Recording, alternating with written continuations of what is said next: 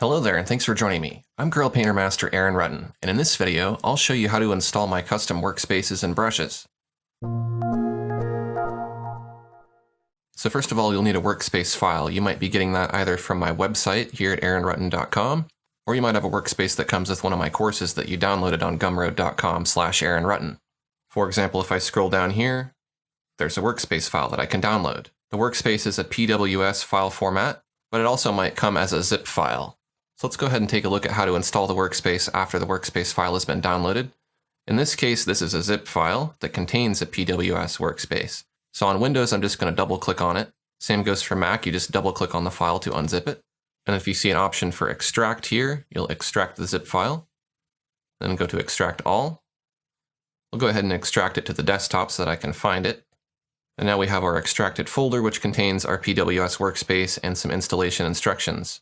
If this video wasn't clear enough, feel free to read the installation instructions PDF. So before we try to install the workspace, we want to go ahead and back up our current workspace. So I'm going to go to Corel Painter, and I'm going to go to Window, Workspace, Export Workspace. And then I can give my workspace a name, and if it's helpful, you can give it a date or any other kind of indicator to help you know which version of the workspace it is. And then you can click on Save. And once you've saved your workspace, that'll save all of your custom brushes. It'll save the location of your palettes and lots of other customizations. And we're doing that just in case you want to get those back, because my workspace is going to replace your workspace once you install it. And if your custom workspace isn't saved or exported, you won't be able to get it back.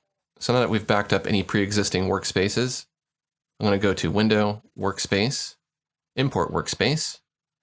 I'm going to go to that Corel Painter workspace folder and select the PWS workspace and then click on Open, and that will import it into Corel Painter. Now once you've installed the workspace, you may have to rearrange things a bit. For example, I need to make this full screen, and it looks like I need to maybe move a few palettes around. I've tried to kind of condense this down so that it'll fit on all screen sizes. So you can feel free to move these palettes wherever they're convenient for you. You can also double click on the palette drawers to condense them down just to hide them temporarily. And then each of these tabs, you can double click on these to show and hide the tabs as well. If there's something you want to make bigger or smaller, you can do that by dragging on these little dots at the bottom. And if there's any palettes you don't want, you can click the X next to them. However, if you do want to get them back, you'll have to know where they're located in the window menu, and that can be a little complicated. Any of these custom palette drawers here that have the white dots, these can all be found under Window, Palette Drawers. If for some reason you're looking for a palette and it's completely off screen, I have a video you can watch that'll show you how to fix that, and I'll put a link in the description to this video. So once you've adjusted all your palettes, you're ready to use the workspace. You can select any of these custom brushes from these custom palettes here. If we look in the brush selector, we scroll all the way down to the bottom. Each of these palettes are separated into their own brush category. So for example, if I wanted thick paint brushes, I could select the thick paint category and I can see the brushes that are included in this workspace. I could go to the blenders, and I can see all the blenders. If there's any categories of brushes that aren't showing here in the palette, just double click to expand and collapse it.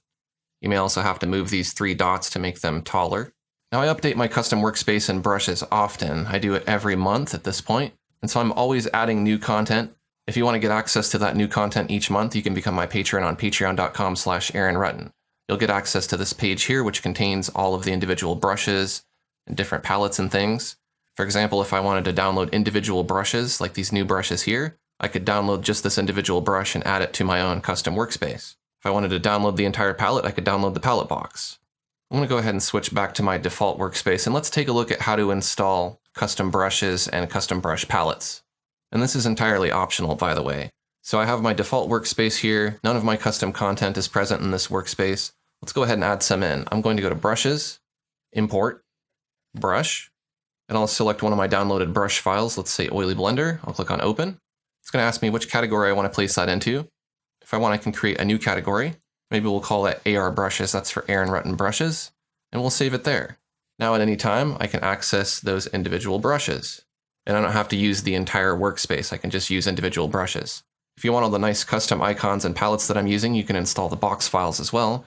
You can download the box file, and then go to Window, Custom Palette, Organizer, then click on Import, and we'll select the box file that we want to import. Let's say the Blenders palette.